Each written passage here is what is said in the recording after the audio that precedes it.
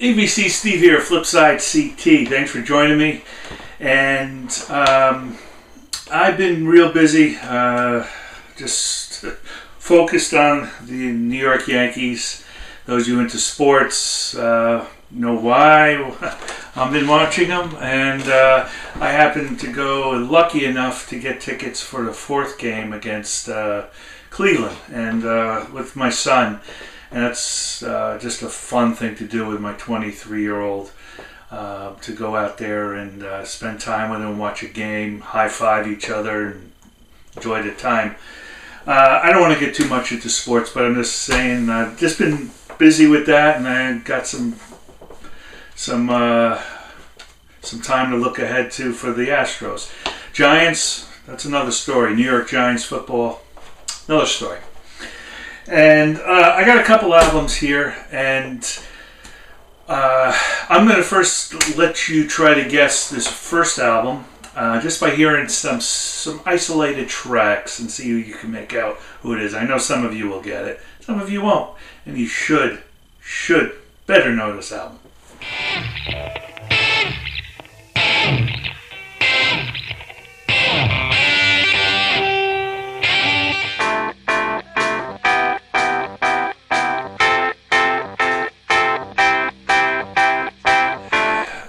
By now, I'm hoping you got it. And this came out for its 50th year anniversary in June. Sgt. Pepper, I've been wanting it. I don't show the Beatles a lot because I got the albums I want. I care more for the later Beatles, Revolver or On, probably. In fact, the critics thought the Beatles were washed up after Revolver because they're saying, hey, where's your album? It took 5 months to make. So McCartney said, to his inner circle, shh, nothing. So he didn't say a word, and the critics were just bashing, and eventually the Beatles got the last laugh. So 4-track recording. I'm not going to go into detail on all this. I can give you a little bit of insight of a few things I learned. I'm not the expert. There's a lot of experts out there, so I recommend it. This is the deluxe, I guess, the double album with the outtakes. This is just beautiful. I put it on with headphones for the first time when I listened to it, and my jaw just dropped, and I said, whoa. It's one of those whoa albums. And you really hear the bass, you hear the snare, or the hi-hats, and just everything's more pronounced. The vocals are really pure, so this is really a treat. Those of you who had reviewed this, you know what I'm talking about. It's nothing new. But those of you who don't have it, hey, look into this one. It was worth the money for me. And so one thing that's great about this, we know that this was like a concept. Hey, let's bridge the gap from the old Beatles to something different, and we can make a fictitious band called Sgt. Pepper's Lonely Heart Club Band, and we can make music and say that they're doing it. So that's sort of the idea about this. And what's great and what I love about it is the genius of creativity. They had their antennas up. They will look at everything and anything and try it. And at 1967, things were pretty linear then and very straight on. And hey, don't do that. That's not the way you do it. They said, screw it. And things like, reading the day, I forgot what the name of the paper was. One of those rag magazines, I guess they were looking at, and there was a brewery air. I think it was Guinness, and he was driving a Lotus. I got some notes. I'm not hiding anything here. Tara Brown, I think his name was. He crashed in London in his car and blew his mind out.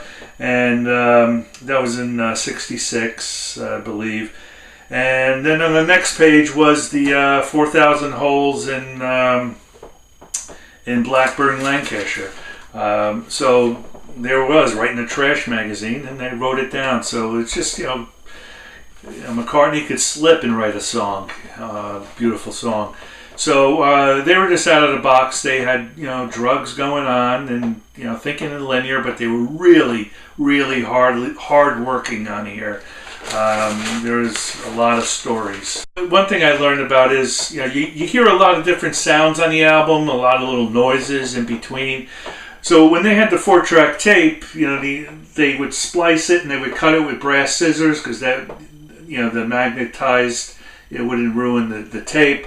And they cut 45-degree angles and they would tape and splice things together, but there would be a pop sound.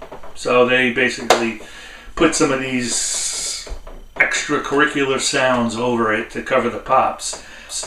In the beginning, George Martin worked on comedy albums. I think Dudley Moore, and he used one of the audience sounds from one of those shows before the comedians came on. But then it kicks right in, and like I said, when I had the headphones on, my jaw just dropped listening to this, because you really get a sense and a feel for what they accomplished and for that time. Again, nothing here major. An alarm clock went off by accident.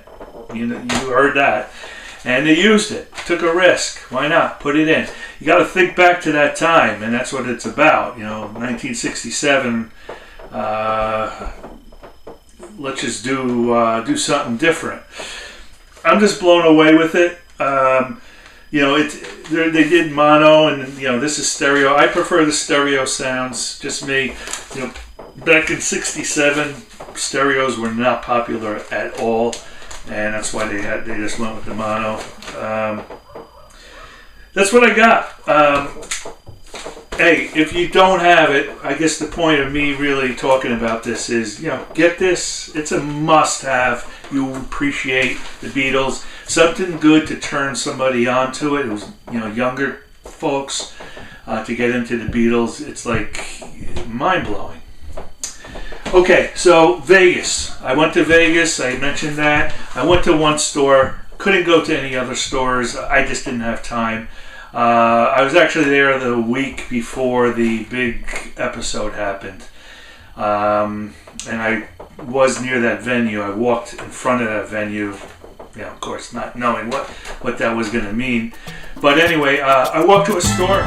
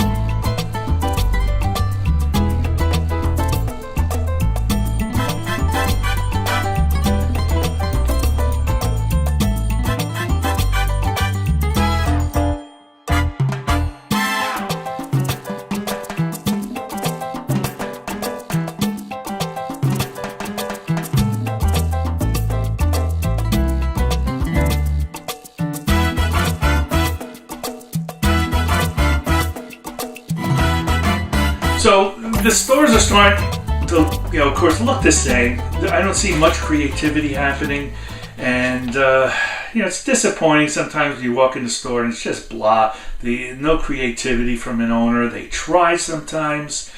I can't stand fluorescent lights in the store, but whatever. But they had the good albums, some good ones. I had one on my list. They had it. I don't see this around, or I just really never took notice. Some of the VC, probably you have this in your collection, or you just never really go out to get it. But this is Clapton's No Reason to Cry. I always talk about you know, the band is one of my top bands that I just love, and Clapton really wanted to be in the band, but you know, we know that wouldn't have worked. So he took the guys in. Ronnie Wood plays here, Dylan, and not a great album, but I really like it because what this is about. And you know, a lot of folks, just record people that I talk to, say, hey, it's okay. I like it. I thought it was a cool album.